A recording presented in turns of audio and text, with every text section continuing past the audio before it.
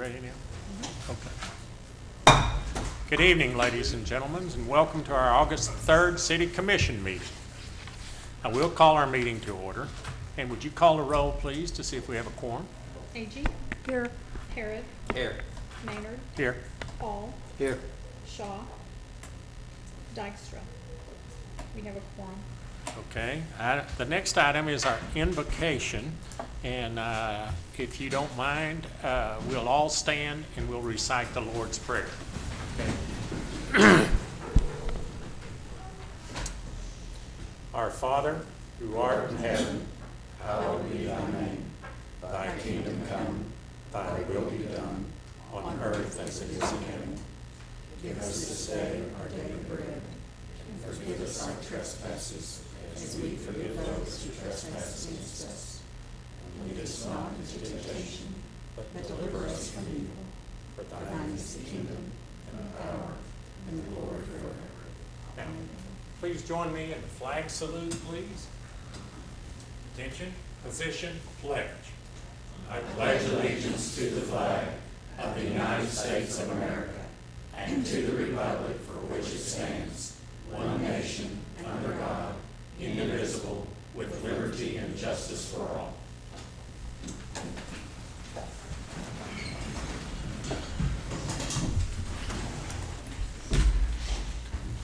Item number 1 on our agenda is consider approval of the consent agenda. So moved.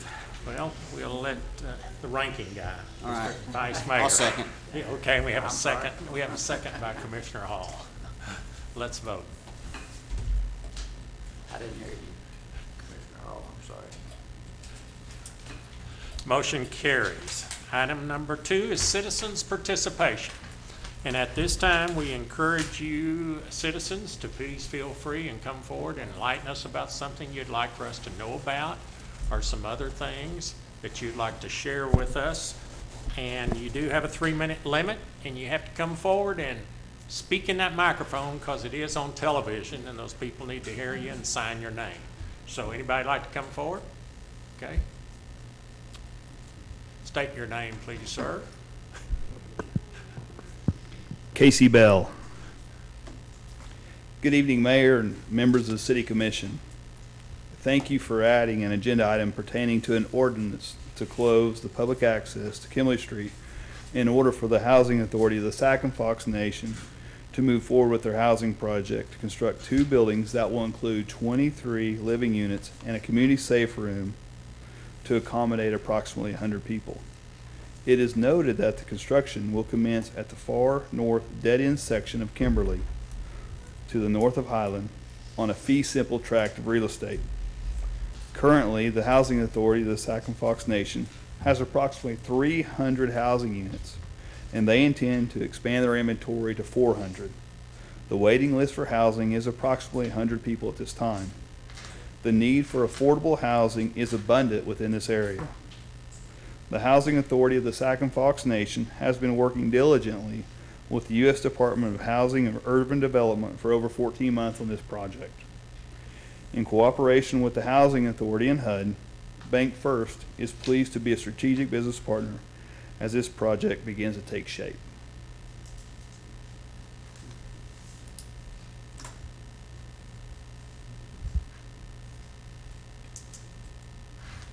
Thank you. Thank you.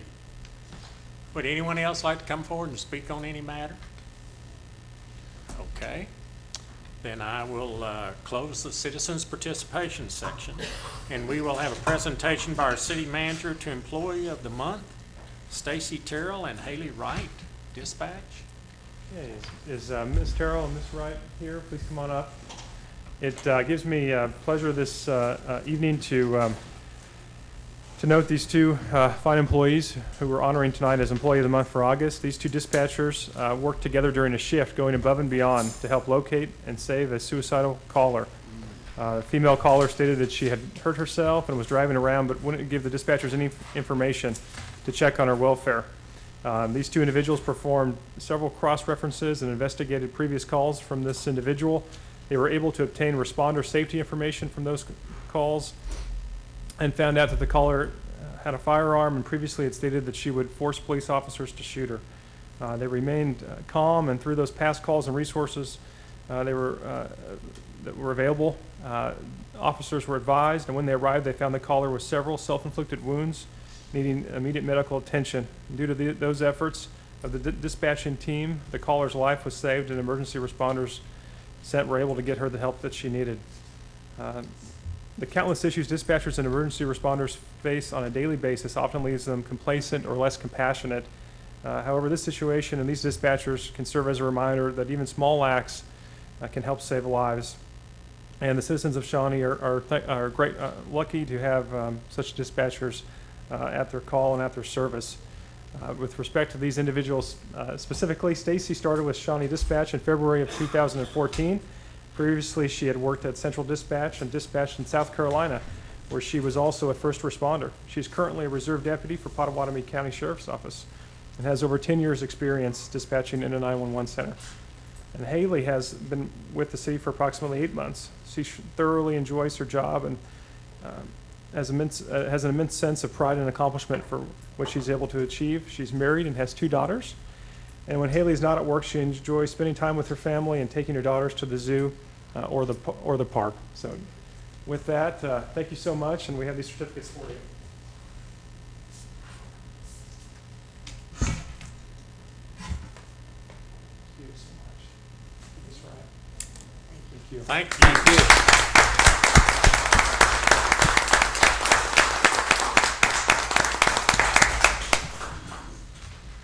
Wow, what a story. Okay, item number 4 is presentation of a net gun donated by Animal Rescue Center, ARC. Mr. Chris Thomas, would you come forward, sir, at this time and lead us in this effort? Thank you, Mr. Mayor. Sorry? You gonna show us how? Yeah, James, No, you're no. gonna be the volunteer. You're gonna be the volunteer. James is gonna be the volunteer, and you can use the gun Thank you, on Mr. him. Thank you, Mr. Mayor and City Commissioners. I have a quick thing I want to read. In 2007-2008, ARC of Shawnee was created to act as a venue for citizens to participate in the improvement of its animal shelter, much like the Shawnee Police Foundation does for the Shawnee Police Department.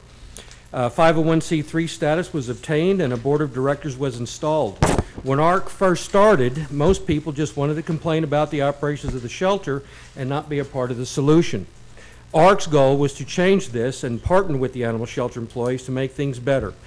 Following are some amazing stats that most people in our community don't realize. In 2007, when I first became a member of the police department, it was common for our shelter to euthanize approximately 150 animals a month on average.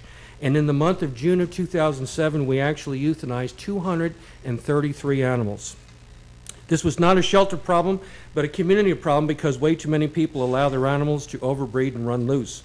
The shelter employees presented some ideas to ARC, and ARC started some spay and neuter programs as well as some community education. Since then, our numbers have gone down tremendously due to the hard work of our shelter employees and all the rescue groups that number 50 at the animal shelter. We have 50 rescue groups that are registered at the shelter. In recent months, in January, we only euthanized 11. In February, there were only 4. And 2 of the dogs that were euthanized were court-ordered because they were vicious and had bitten people. The numbers have gone down tremendously. This year, we will euthanize in our whole year only half of what you used to euthanize in a month in 2007. I mean, it's gone down tremendously. Our animal shelter is a public safety entity that deals with issues put upon it by our society. It is up to all of us as citizens to maintain control of our pet population by spay and neutering our animals. There are many programs out there by the City of Shawnee, ARC, SPAR, the OK Humane Society, to help those that cannot afford these regular fees. Tonight, ARC has gone one step further in the partnership with the Shawnee Shelter. Stray animals are a constant problem. Some strays bite people, they knock over garbage cans, they cause traffic hazards to include vehicle collisions, and people get hurt in those collisions. So it's very important to maintain and get those stray animals off the road. Catching smaller dogs is not as easy as it may seem. So ARC has stepped up and is donating a net gun at a cost of $795. This tool will allow our animal control officers the availability of a net gun instead of a dart gun.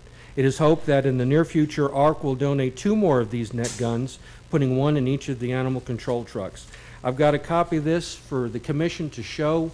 I think Paul has already given it to the paper to show that our numbers have gone down tremendously. And these guys and all the rescue groups in our area have really, to include ARC, have really stepped up and tried to communicate and educate with our community that it's a people problem. It's not an animal problem. It's we're causing it. So I'm going to introduce you to the president of ARC, Mr. Paul Hines. Thank you, Chris.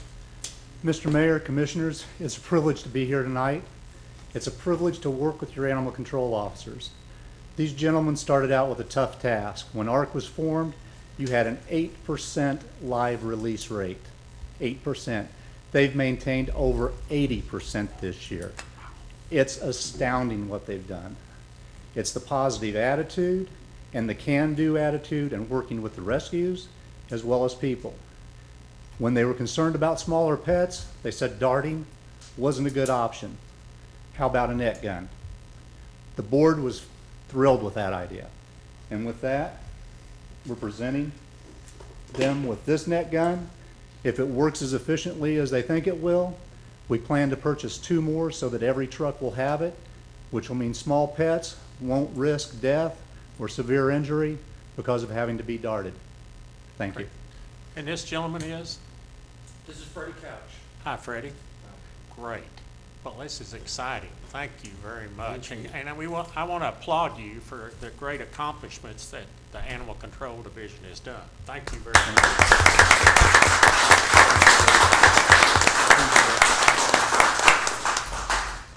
Some big numbers there. Wow.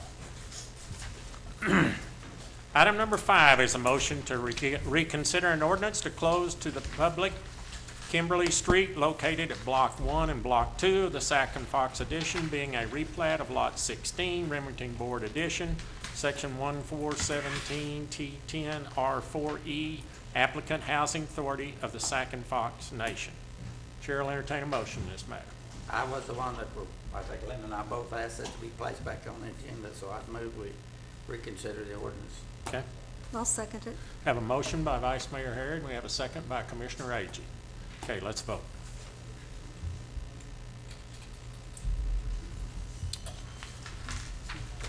Motion carries. Item number 6 is discussion and consideration of possible action on an ordinance to close to the public Kimberly Street located in Block 1 and Block 2 of the Sac and Fox Addition, being a replat of Lot 16, Remington Beard Addition, applicant Housing Authority of the Sac and Fox. I'll call that item again. Is there someone here, department head, or if you'd like to speak in that matter? Okay. Thank you, Mr. Mayor. My name is Amanda Proctor, and I'm the General Counsel for the Housing Authority of the Sac and Fox Nation. And the Executive Director and Operations Manager of the Housing Authority also are present, as are representatives of Bank First. They spoke earlier. They're our strategic partner, our financier of the project. And I wanted to thank you all for bringing this matter back up for reconsideration. We're here to answer any questions that you may have. I have instructions from my client to file an application with the district court to vacate Kimberly Street as a public easement. We'd like to do that the easy way and simply ask the judge for his ministerial approval. The alternative would be to ask the judge to decide the merits of the matter because it has been contested, and that would not be our preference. It's not cost effective, and it would not be in the interest of judicial economy. So again, we're here. We are pleased to be here, and we will answer any questions that you may have. Thank you. Okay. Do y'all have any questions? Well, I have to have a comment, and the reason I asked to table it before is we've had difficulty getting Chief Thurman to the table to discuss the Bryant Street exit. So I was just trying to make an effort to postpone this to see if we could get him to the table. And I don't guess no one's contacted me or Justin or the mayor or anybody else except those that are interested in the project. So I guess we don't have any influence on the chief to get him at the table. So I in a ditch effort to get that Bryant Street exit open and to get to the discussion, but I'm not apologizing. I won't give up. If I'll tell you now, if the Housing Authority has something else or some Sac and Fox has something else to come before us, I'm going to still continue to try to get Sac and Fox chief, whoever it is, to the table to discuss that. And all considerations are given to just open that up to the south and not the north. So, we've done everything we can to try to to appease the tribe on that. So, and we still can't get they've got a letter on file and we still can't get that letter removed. So, I'm for the project. I wasn't opposed to the project when it came up before. And I told the person that contacted me, I'm not opposed to the project. Sac and Fox have been good neighbors and good people to work with on the housing authority out there, so I'm not opposed to the project. And that's why, after some discussion, I called the city manager and Phyllis and the attorney and asked them to put it back on the agenda. So we wasn't getting a response, and there's no use just beating a dead horse to death. So it just go ahead and put it on the agenda and move it on and forget about it.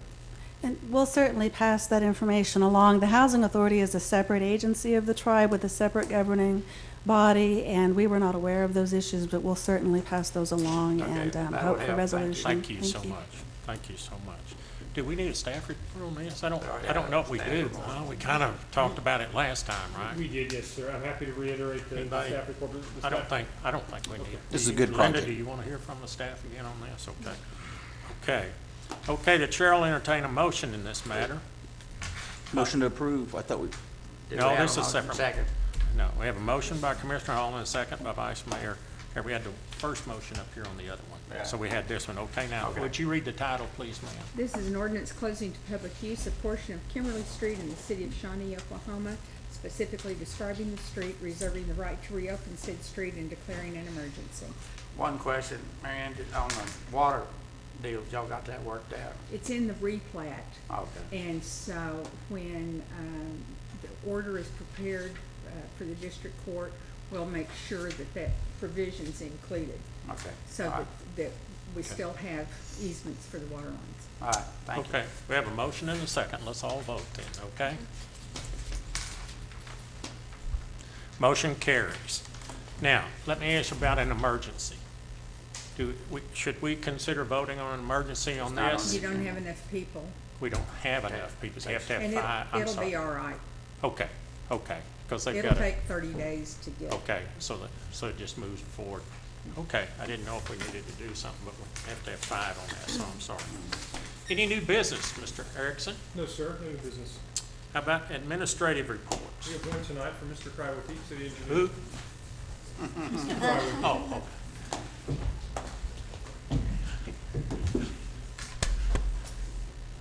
Good evening. okay.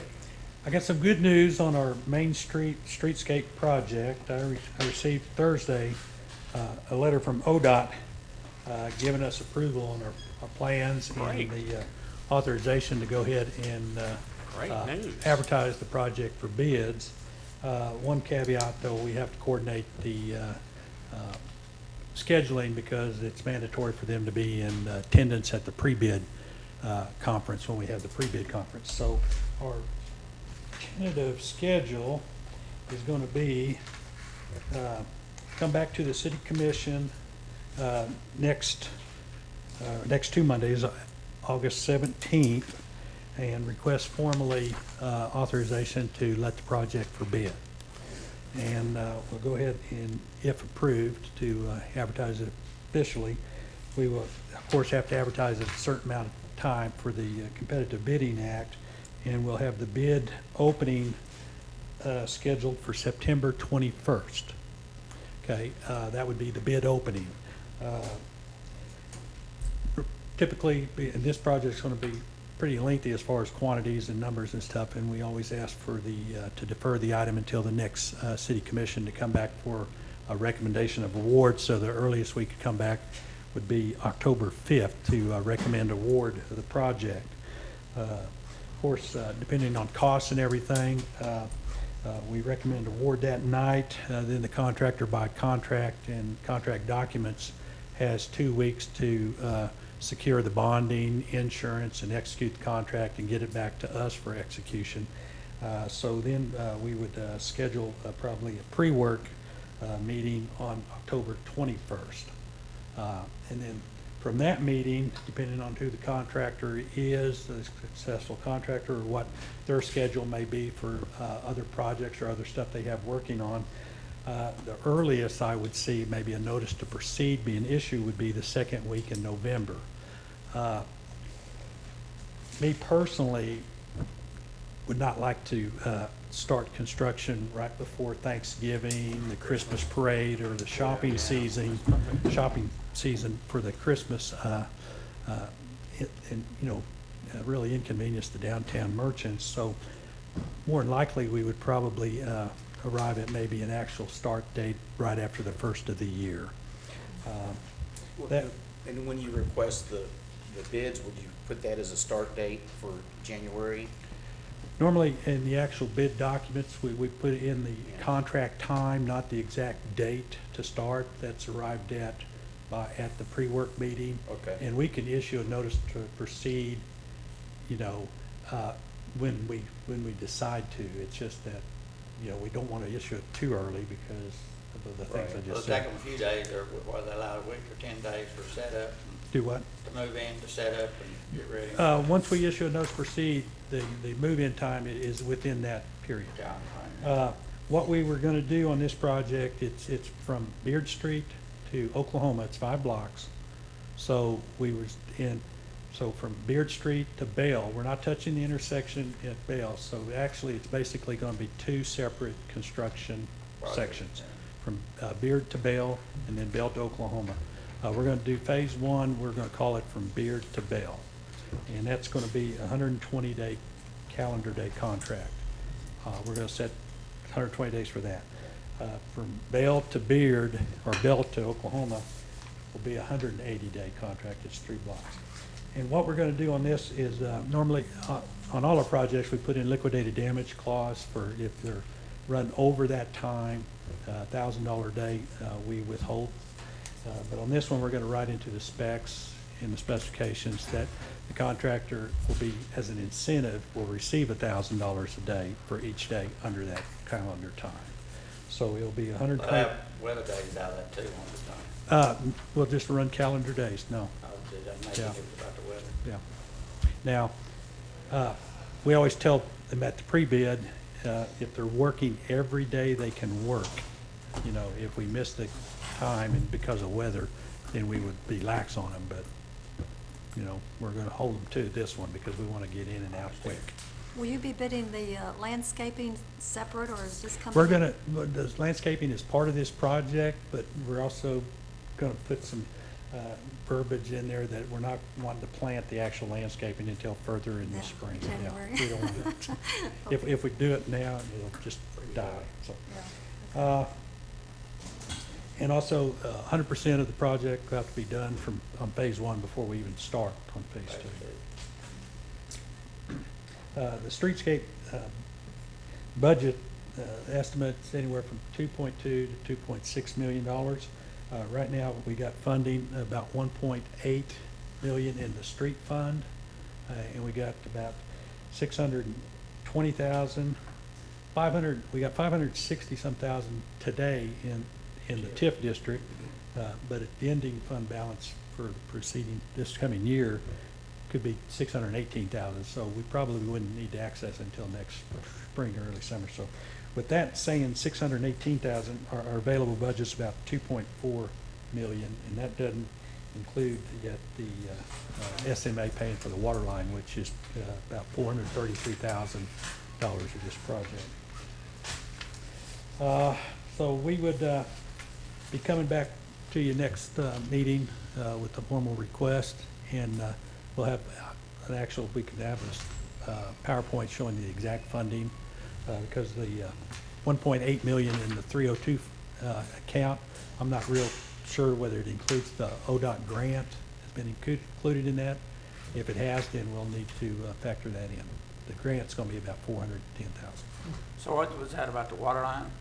Water line, Yeah. water line quantities on here, the estimate's about $433,000.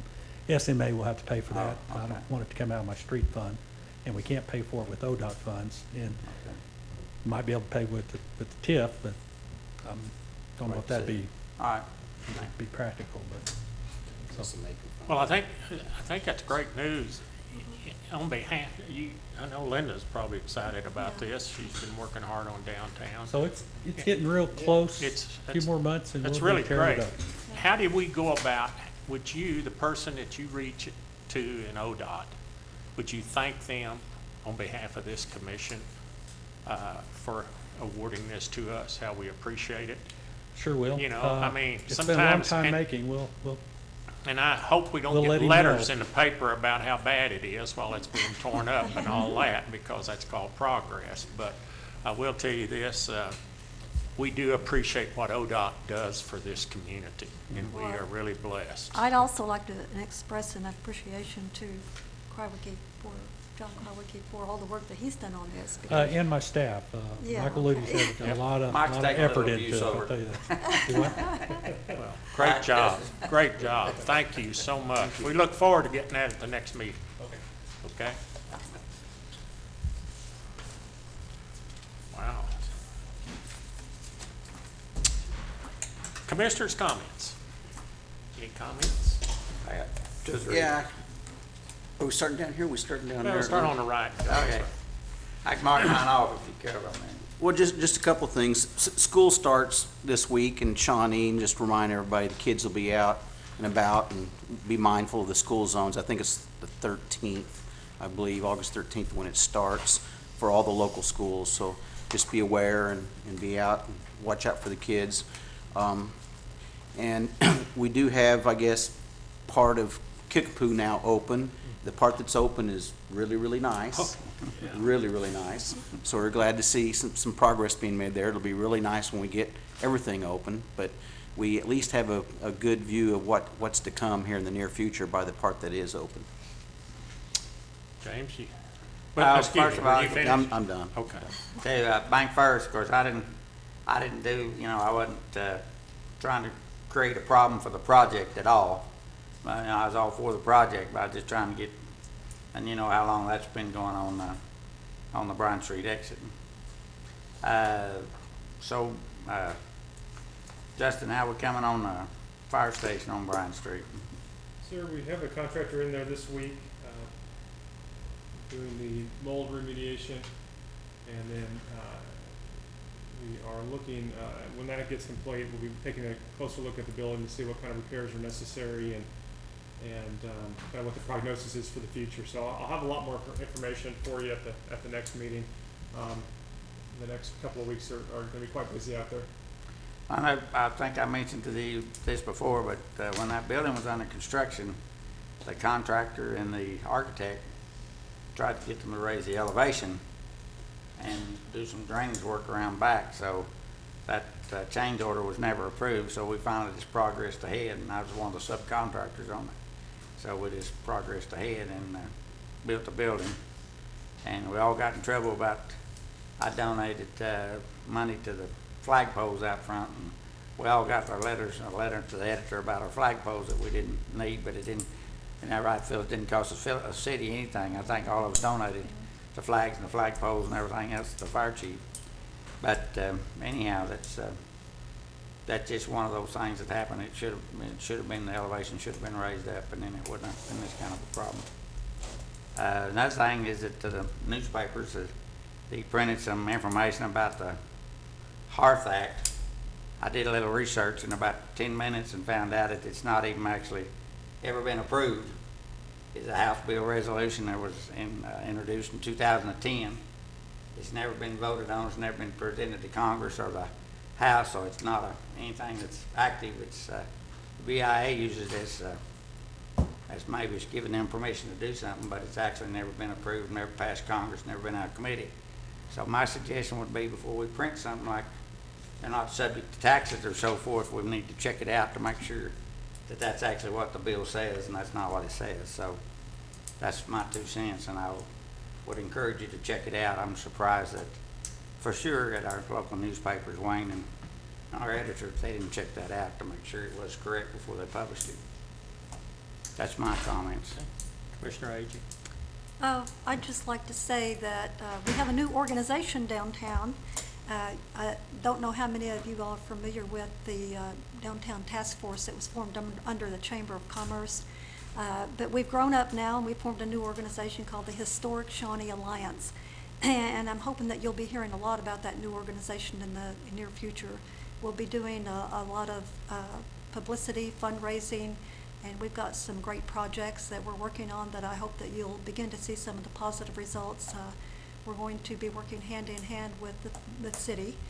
They are seeing that this streetscape project is becoming a reality, and a lot of the things that we're going to be doing downtown are going to piggyback off that momentum, and we're going to try to keep that success going downtown.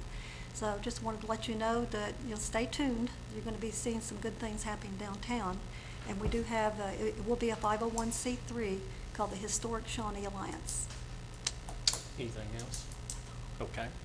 Okay, I have just a couple of things. I want to remind everyone that there's going to be a public meeting in the city commissioners tomorrow night on our parks. And if we have more than 4 of us here, I don't want to discourage you. I mean, more than 3. I can't be here, so that can't be over, that won't be full. Okay. But hopefully, will the commissioners that do not attend, will they get kind of a hard copy of his study? I've not Yes, seen sir. that thing yet. Maybe I've overlooked it. Our park consultant is finalizing. Okay. Okay. What will be presented to you, hopefully at the next commission meeting. And we're hoping that the consultant can come back for a formal presentation before this body as well. But tomorrow night is the public meeting to provide some final input on the park plan, and the consultant will be presenting preliminary findings, and so we definitely encourage the public to attend. Well, I recall when we had our public meeting on the pool out at the expo, and we had, I don't know, there were several people showed up for that. It was really impressive, and we got some great ideas. And so I want to encourage all of you, if you have any ideas, and come to this meeting, because parks are so important in our community, and we have some wonderful parks, but we need to just kind of see where we go with it. So please, to the TV audience, to the newspapers, to everyone in this room, we need your input on these parks because they are a vital part of our community. Well, the Parks Department does a wonderful job of maintaining them with the limited resources that we have, but they do a good job. I see them out of Keep Space late in the afternoon and at night locking up and stuff like that, so I know they work a lot of hours. Yeah, I also want to remind the public that our Pot County Museum, is that the correct name of it? Potawatomi County Historical. Potawatomi County Historical. Potawatomi County Society. Historical Society, which used to be the Santa Fe Depot. Now it's for the whole county, has been given $500,000. It's a matching grant. And they are needing funds. That's not anywhere close to where we were on the pool, the amount. But I will tell you, it is a great thing. And when you start looking at the people that sign that register down there, and if you go down there, it's the second most photographed spot in our state. The state capitol is #1, and the Pot County Museum down there is #2. So we need money donated, and we need companies to step up anything we can, because when somebody gives you $500,000 because they're wanting to expand it and build a new deal, that's a great gift. But you know, they want the community to be involved, so that's why it's a matching gift. So I encourage all of you in that matter. Mr. Erickson, I have one more question. Yes, sir. I've driven by the pool and it still looks like it's active. Are we still? We're still keeping that average attendance rate very high, between 500 and 600 people. The Dollar a Day Wednesdays has been, I think, successful beyond our wildest dreams. It's we've had attendance, I think, at 1,100 plus the last couple of Wednesdays. I suspect this Wednesday will be very busy as well, since school's about to start and people can get in one last pool day. So we've been doing very, very well, sir. Are we going to be open, I think, after school starts? I had heard that. I haven't heard that officially, so that. We will, yes, sir. We'll have some reduced hours, but we will be open after school starts. We're going to publish those exact times and publish that schedule later on this week. Okay. And then we're, I believe, also going to try to be open some extended hours for the Labor Day weekend. We're going to have one final bash at the new facility. Well, I can drive real close to Boy Scout Park and count the number of people in it. I don't drive up to the pool and get out and count the people in it, but I will tell you, that Boy Scout Park is just being utilized so much. I encourage each one of you to go by and see how those kids are having the greatest time over there, and many of them are walking from home, and it's a real wonderful thing for our city to have done that. Okay, anybody else think of anything? Thank you to the staff and everybody for that park being put up. Okay, if that being said, I'm going to recess our city commission, and I am going to convene our Shawnee Airport Authority. I will declare we have a quorum. I'll entertain the motion to consider approval of the consent agenda. So moved. A motion by Commissioner Hall and a second by Vice Mayor Harrod. Let's vote.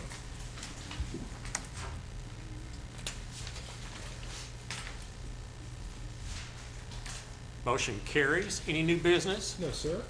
Okay. Then I will adjourn the Shawnee Airport Authority, and I will call to order the Municipal Authority. And I will declare we have a quorum. And first item is to consider approval of the consent agenda. So moved. So moved by Vice Mayor Harrod. Do I have a second? Second. Have a second by Commissioner Agee. Let's vote.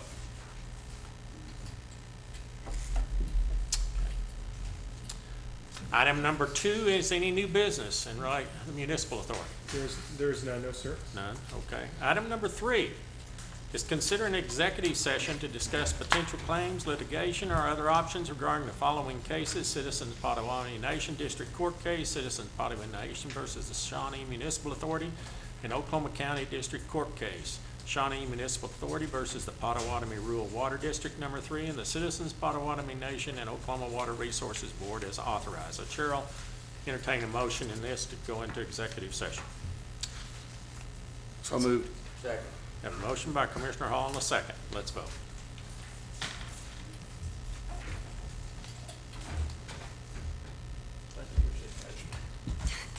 Motion carries. Okay, let's go into, We go to recess Oh, back, recess back to the commission sorry. and got to recess back to the commission now, huh? And handle that one there too, huh? Okay, I'll recess that one, and I'm calling back to order our city commission meeting. And item number 10 is consider an executive session to discuss potential claims, litigation, or other options regarding Potawatomi County District Court case number CJ 2014-128, the Citizen Potawatomi Nation by Linda Capps, its vice chairman, and Deanna Jesse versus the City of Shawnee is authorized by 250S. Chair will entertain a motion in this matter. So moved. Motion by Vice Mayor Harrod. Do I have a second? Second. Second by Commissioner Agee. Let's vote.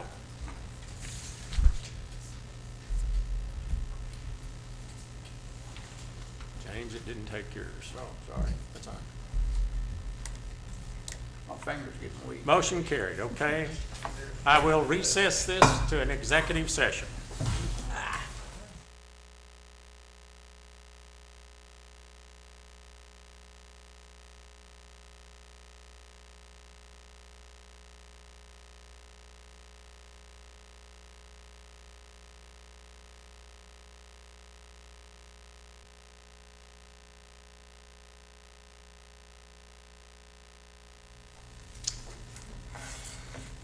Everybody left. Okay, ladies and two ladies and two gentlemen. I'm going to call this, oh, 3 ladies, I'm sorry, I didn't, yeah, but no, this group up here, we know. You got yourself in trouble, just go ahead. I'm sorry, okay. Ladies To and everyone in the room, I'm going to call our commission meeting back to order. I'm going to address item number 11. Is consider matters discussed in executive session regarding potential claims, litigation, or other options regarding Potawatomi County District Court case number CJ 2014-128, the Citizen Potawatomi Nation by Linda Capps, its vice chairman, Deanna Jesse versus the City of Shawnee is authorized by 250S. Is there a motion in this matter? Yes, I'd like to make a motion to enter into mediation with CPN relative to the current litigation. Okay, do I have a second? I'll second that motion. Okay, Commissioner Agee made the second. Okay, then I guess we're ready to vote.